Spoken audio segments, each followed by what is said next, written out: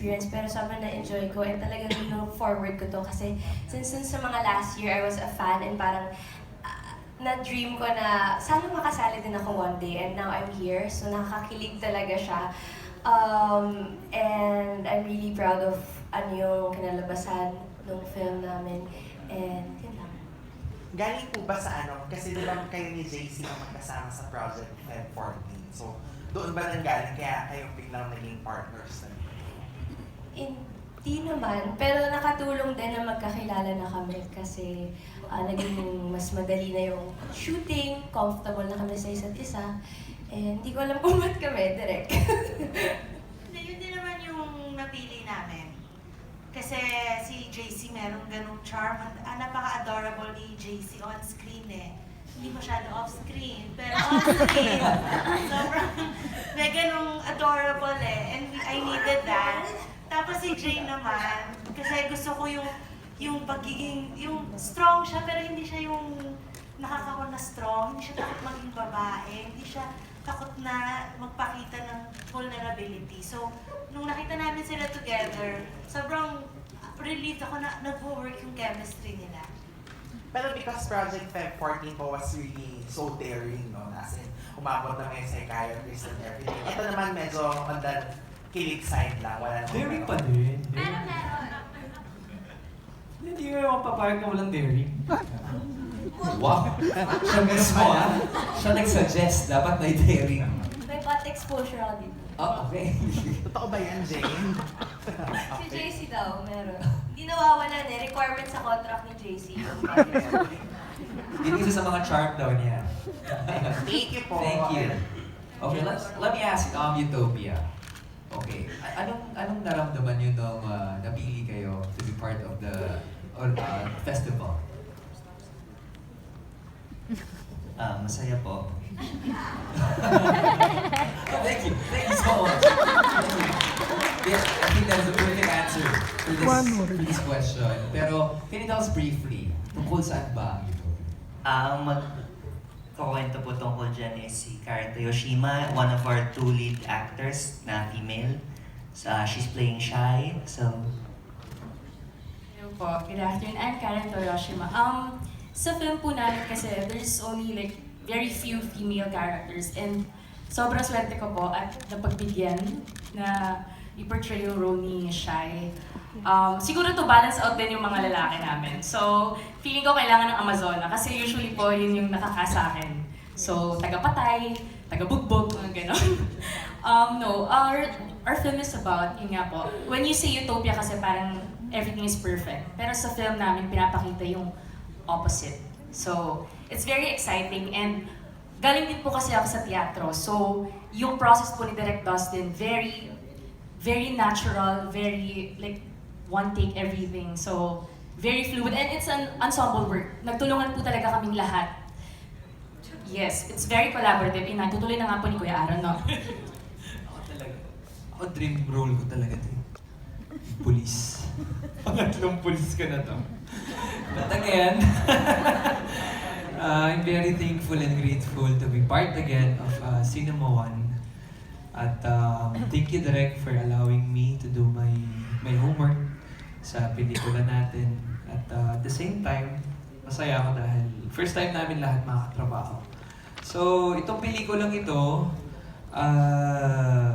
may maganda lang kaming mensahe para sa lahat.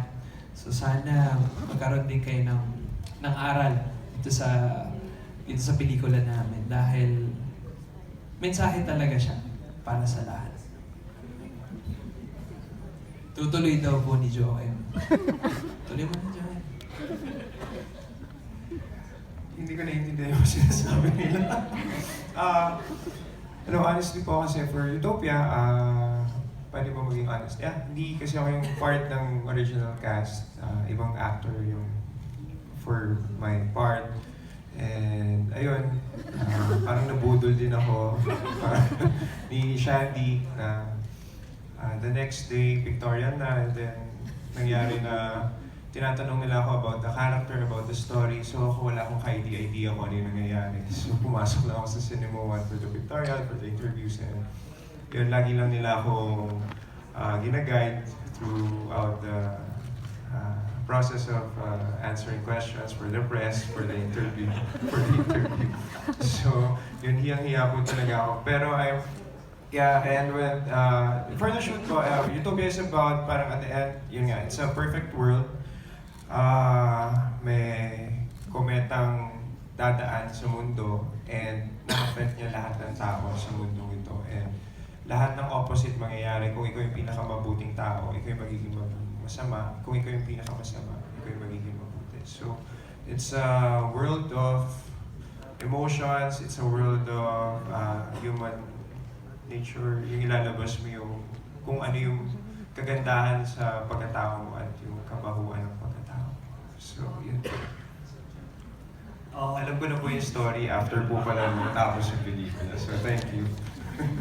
So, ano po, Utopia is a crime comedy film na may pagka-dark. So, it follows a group of people in a violent city. Tapos, each and every character here po sa story represents somebody in our world today. So, ako po, yung character ko is an aspiring videographer na naghahanap ng trabaho, walang pera, at nasangkot ako sa isang krimen at the wrong place at the wrong time. And speaking of like, we represent somebody in the world, yung character ko kasi represents the regular average citizens na nakaka-experience ng krimen in everyday life. And it leaves the questions na, kailan ba tayo magiging accountable and responsible citizens of the world? So, yun po. Thank you. Rob, we're down to our final question. One last question. And that killer question will come from the Tia Madre of all film festivals, other than Mel Navarro. Wow. Go, Mel. Killer question. Hindi, sa tatlo pong directors, maliban kay Direk Denise, first films niyo po ba ito?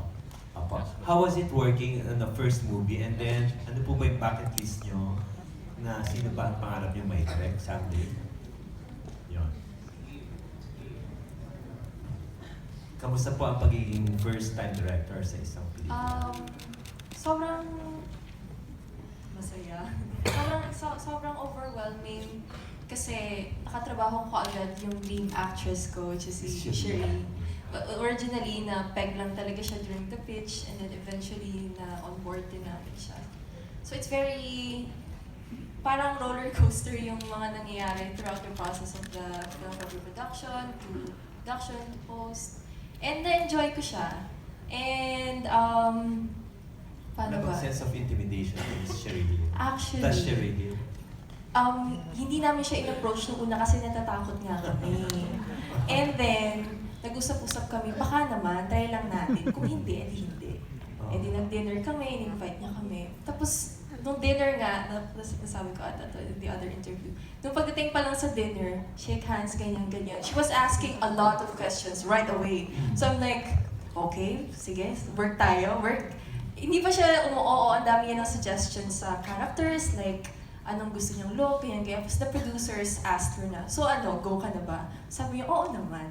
So yun, very memorable yung moment yun kasi I never thought na I'd be able to work with Miss Sherry, and grabe to si Jana. Na originally nga, kwento ko rin na I wanted to cast a non-actor kasi I wanted like authentic reactions from a non-actor child.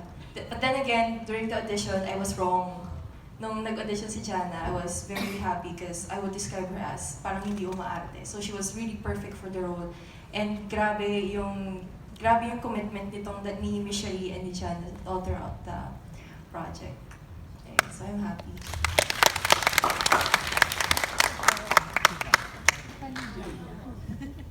Hello. Masaya rin. Masaya rin, pero mas nakaka-pressure kasi first film tapos yung cast is si Miss Regine, pero hindi naman yun nag-feel sa akin na matakot.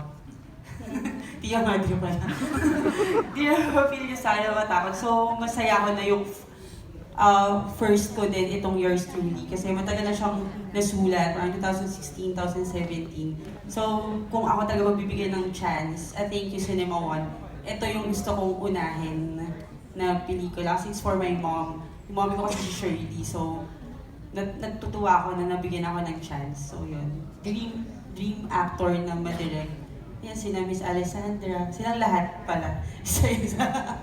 Yun lang po. Come true mo for, Yes, apo. for your first film. Si Direk, To be honest, meron na po. wala masyadong pressure for me kasi I never approached it as about me. I mean, I saw the platform as a way to send a message, and yung tinanong ko lang naman sa sarili ko, if I had an opportunity to say one thing on a huge platform, ano yung sasabihin ko? And this film represents that. Like when I talk to all my actors, like what I told them is, this is not going to be about us, this is about the message that we're sending. And ang gusto lang namin, pagkatapos ng pelikula, yung tanong ng protagonist ko, itanong ng mga audience. Sinong magbibigay ng hustisya sa mga biktima ng mga gabing walang kometa? Kasi nga yung kometa represents justice, and sa mga gabing walang hustisya, sino ba dapat ang responsible para dun sa mga biktima? First time niyo po ba mag-submit ng entry in any festival? Or meron na? I submitted last year, but I wasn't picked. For Cinema One also? Yeah. Okay. Nandun po yung bucket list niyo po, yung isa kong question. Meron po ba kayong pinapangarap na may direct or maging pelikula someday? Yeah, I mean, there are a few actors that I like working with. Mostly they're people I already know. Kasi iba-iba yung language ng mga artista. Na you have to get to know them, you have to know kung paano sila kausapin, kung paano pakisamahan. Kasi madaling katrabaho pag kakilala. So on the action genre po, gusto nyo? Current kasi crime comedy or? It's more of, hindi ko siya nakikita as a genre. Kasi it's just, it's more of like, what are we trying to say? And it doesn't really matter to me what genre it's categorized as long as we're saying the right thing. Thank you po.